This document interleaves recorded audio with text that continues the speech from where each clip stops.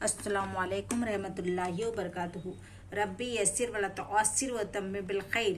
औज़ु बिल्लाहि मिनश शैतानिर रजीम। बिस्मिल्लाहिर रहमानिर रहीम। कल हमने लैसा बी का कायदा पढ़ा था, आज उसके आगे का लेंगे।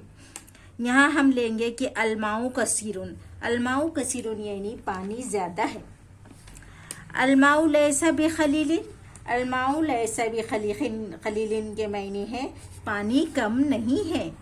अतीनो हुल्वुन। अतीनो हुल्वुन यानी अंजीर मीठे हैं। अतीनो लैसा बिहामिजिन। अंजीर खट्टे नहीं है, अंजीर खट्टा नहीं है। अल यमूनु हामिजुन। नींबू खट्टा है। अल यमूनु लैसा बिहुल्विन। नींबू खट्टा नहीं है, नींबू मीठे नहीं है। अदरसु सहलुन। सबक आसान है। अदरसु लैसा बिसाबिन।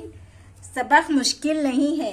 वैसे ही हमने लैसा भी का कायदा पढ़ा है, तो लैसा लगाए बाद जुमले का मतलब नहीं बदलता। जैसे अंगूर खट्टे हैं, तो इसी को हम अगर इस तरह कहे कि अंगूर मीठे नहीं है, तो लैसा लगाने के बावजूद जुमले का मतलब वही रहेगा। आज के लिए इतना ही, आगे के एपिसोड में आपको बताऊंगी।